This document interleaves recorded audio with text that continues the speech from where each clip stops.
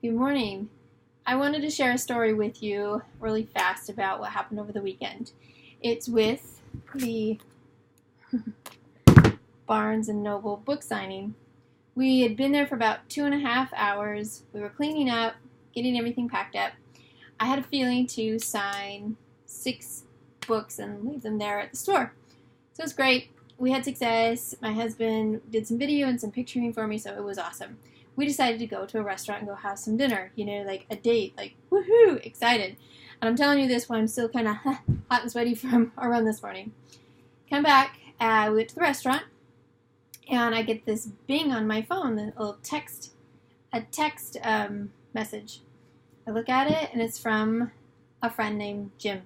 I haven't seen Jim for about 2 years. We used to work together. He was a nurse, and he served a student that needed extra support. And he texted and said, "I'm here at the Barnes & Noble, and you guys are gone. I missed it." He was so like, "Oh, no, I guess I'll have to catch it next time." I'm like, "Well, are you still there?" I'm like, "Yeah." He said, "Well, why don't you come meet us at the restaurant? I'm just like 5 minutes away." He's like, "Done." So he drove over, and I had this feeling when he drove over that I needed to prepare 3 books. So I'm like, okay, 3 books, we can do this. He arrived, and he was all excited, and he explained some great things that are happening in his life, some of the transformational things that are happening for him. And we were just so great, just shared a lot of light, and it was a great, awesome story of him sharing what his life has transformed into becoming. And he's like, "Oh no, I don't have cash. Let me go to an ATM, and I'll be right back." So he went to go to an ATM, he came back, and I knew that this 3rd book was going to be placed with him. I just knew it. So he was getting ready to pay, and I wrote down an inscription for him and then for his friend. His friend was somebody who worked at like a local gas station, and there were times where he would arrive there, to get his coffee, fill up the gas tank and whatever. And sometimes she would have those sunglasses on. Sometimes she would have the hoodie on, right in the middle of the heat in Texas. And he knew something was happening. Anyway, he, in the, convenience store way of becoming a friend and showing familiarity, you are friendly and nice. And that's what he did for over a year. And on one of the times he made a purchase, she confided in him about the struggles that were happening and the abuse that was happening at home.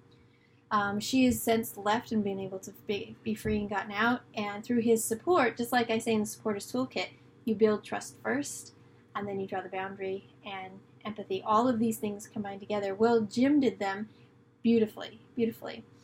And so he gave a book to her. He wanted one for himself, one to her. And then I said, with another book, and I said, "I feel like you need this."